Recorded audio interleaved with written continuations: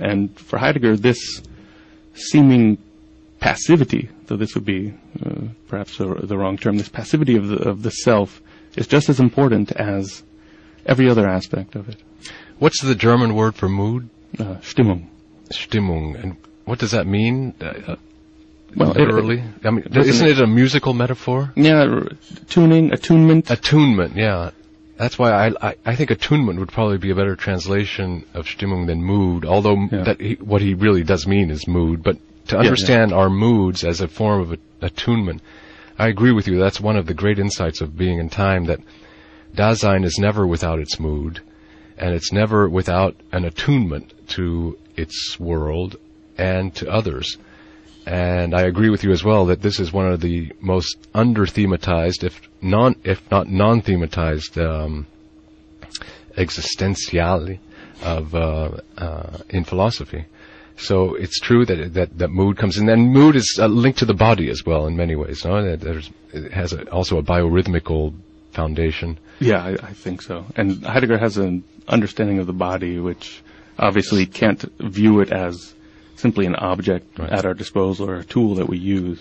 Okay, so we have Dasein that's always a being in the world. The world is its Da, or it's there. Dasein meaning literally being there. And therefore, we start from this presupposition that Dasein is always situated. Right. It doesn't have this Cartesian capacity to be an abstract entity. Right. It's not extractable from It's not extractable. Existence, yeah. It's never disembodied, in other words. So it's in the world.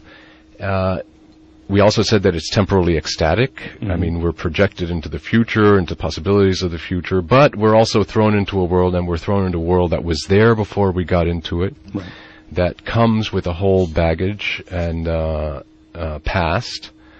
And we find ourselves already in the world in the sense of having inherited. We're structures. Finite, in other words. Yeah. So we have a being that is, as you were saying earlier, always outside of itself in one form or another. And this, so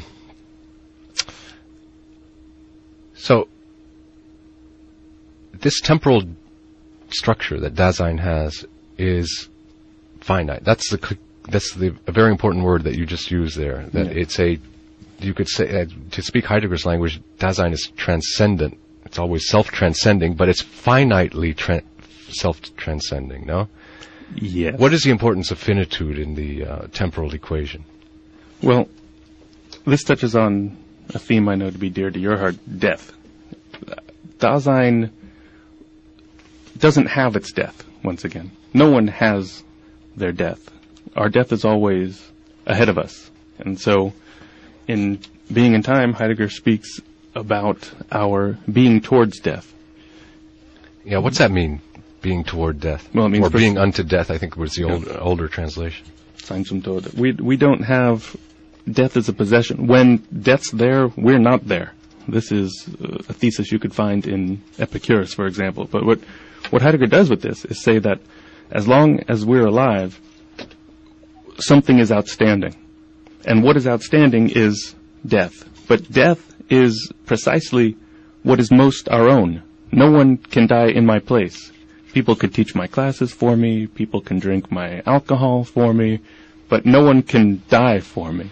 So this is inextricably my own, and yet, paradoxically perhaps, I never have it. I don't possess it. What's most my own is this outstanding possibility, death, and that itself is a shattering or an opening of the subject, of the self, into this world. Yeah, Heidegger calls death my own most possibility of being, which is founded upon an impossibility of being, because once you die, you are no more. Dasein's who comes to an end with its biological death, which I don't agree with, by the way. I mean, I'm Heideggerian enough in many respects, but I also don't agree with what he says that you repeated, that no one can die for me.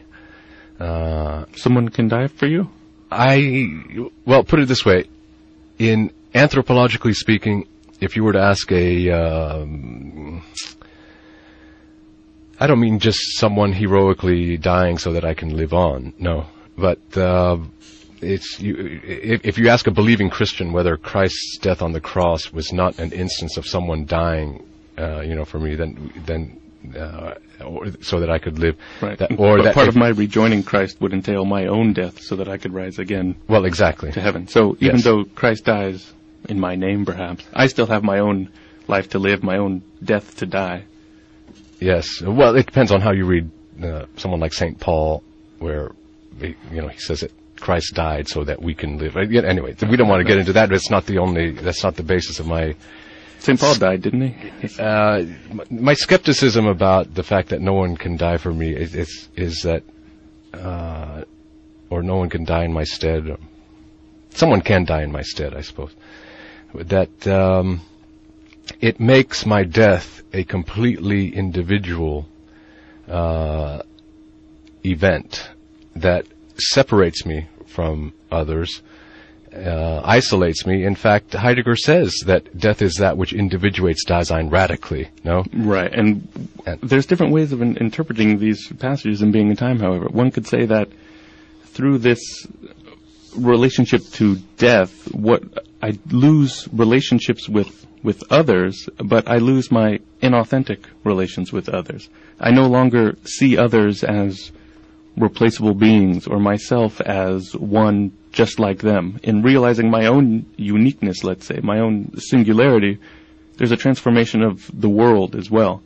And so in recognizing myself as an open self, an open subject, I'm actually able to entertain relations with others. I'm already relationally disposed towards them, as opposed to an understanding of the self that would be encapsulated and could have no way of escaping itself in order to communicate with another. Yeah. So I think death is the possibility of being with others.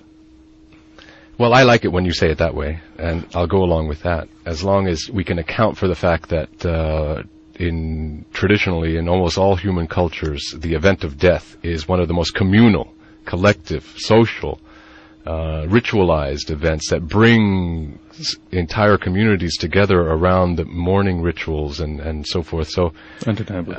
And this is where one would need to give Heidegger's ontology a little bit of an anthropological supplement. But let's keep the focus on the point, which is that this is astonishing that a philosopher of Heidegger's caliber, because he was already well known by 1927, he comes out with this book, Being in Time, in which things like my being unto death, my authenticity.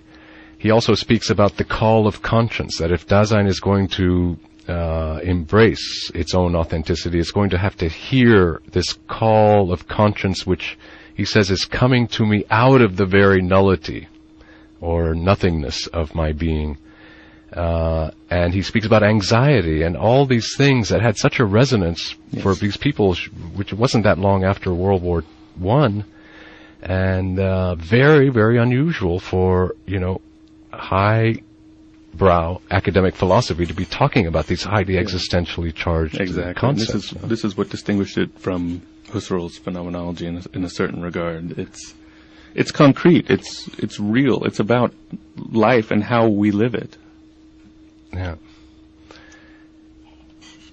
Before we move on from Being in Time, I mean, obviously we're just scratching the surface. The text is such a complex one, and I think that in the question of the meaning of being, the Dasein analysis serves, I think, to emphasize the fact that it's really Dasein's finite transcendence, its temporality, its being projected beyond itself into possibilities, that all this, let's say, these recessive, absential dimensions that surround the moment of presence, past, future, and so forth, possibility instead of reality, that this creates a distance. It gives Dasein a distance from the immediate involvement with things, and is able to disclose the world or the horizon of intelligibility, give it access to what Heidegger will then call, the being of beings. So it's really through an analysis of Dasein that he puts himself on the track to asking that, that fundamental question. No? Right. And one thing I would add is that perhaps we speak a little too strongly if we say that Dasein is embedded in the world, because one of the things that Heidegger wants to maintain is that there's also, the world itself is composed of differences and distances. His criticism of Nietzsche, of Rilke, and also of Ernst Jünger is that their ideal figures, their ideal subjects are completely a piece of the world. They blend seamlessly into that world, and in so doing, annihilate the world. Yeah.